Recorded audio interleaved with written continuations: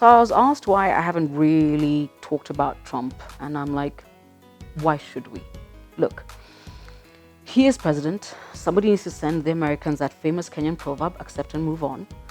And then the rest of us actually need to get ready to understand the repositioning of the world around Trump. I think what I find fascinating about Trump being elected is that he exposed the underbelly of America. This is who they are. And even those who are not represented by his sort of narcissism and racism and hate and everything that manifests itself in the name of Trump is the fact that the rest of the world is like, okay, now we can see you. And what does that mean for the rest of us? It means, number one, the US can't really lecture anybody on anything anymore, at all.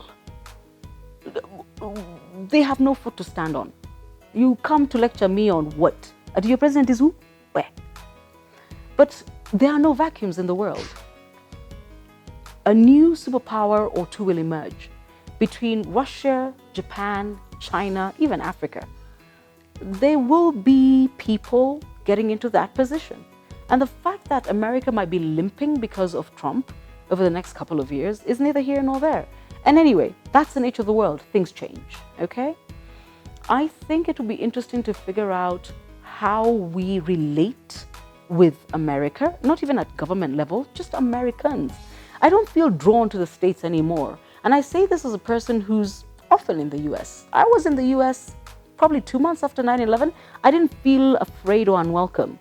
I do feel a little bit like, do I want to go there? Am I needed? But I also understand this is not my battle. Americans also seem to be very clear that they have issues with each other. Whether you're an Irish American, Chinese American, Hispanic American, Black American, they have issues with themselves. So I get that. I think Trump will also shock a lot of Americans. We're Africans. Ati, your children will be benefiting from business. But that's how we roll. But Americans will be very shocked because this is not who they are. And remember, America is not a country, it's an idea. And the idea is we are upstanding, we are fantastic, we are bold and free and fair and fierce. And then our president just pulled the ultimate Kikuyu move. He charged the Secret Service for occupying a floor of Trump Towers so they can protect him. I mean, clearly he's going to be billing the taxpayers for everything. This is a guy who hasn't even released his tax returns, but he's been catered for by the American taxpayer. It's beyond crazy. So I think, all of us have got our popcorn out here like this. But at the same time, I think we should also be looking at ourselves and watching how the world is realigning around this, or even away from America.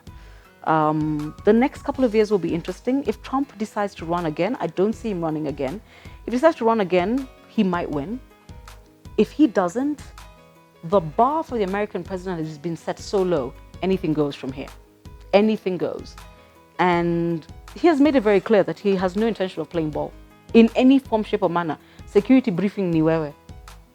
Call me something changes. Don't disturb me every morning.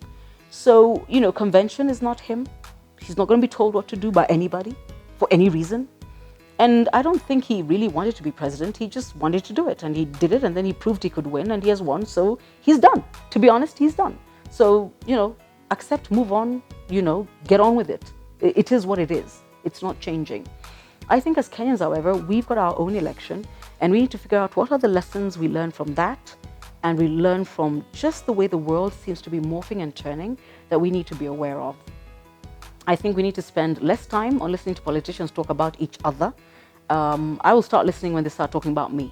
Let me say this. The fact that you have a dream to be president is none of my business. By the way, I have a dream to own a Cessna. Do you see me bitching about it? Do you?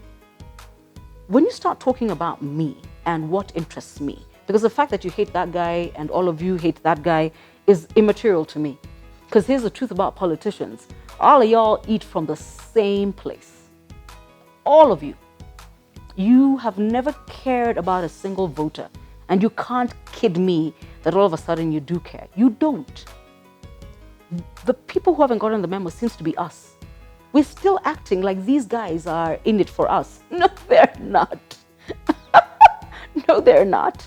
It's one of those great unspokens, but we know it's true. Every man knows that women don't dress for men. They dress to be annoying to other women. Okay? A lot of men know this. They're like, you guys don't dress for us. It's the same way. Politicians are not in it for us. Get over yourself. By the way, this is a memo to every Kenyan voter. Get over yourself. There isn't a politician who's that vested in your livelihood. So you tell me, in the last 5 years, how's your life increased dramatically because of the person you elected? His has. While you were busy having conversations about Mike Sonko, you're having conversations about Millie Odhiambo, I think they went and gave themselves a little something. Oh, we got fooled again. Yeah. When you start talking about me, I'll listen. Until then, carry on.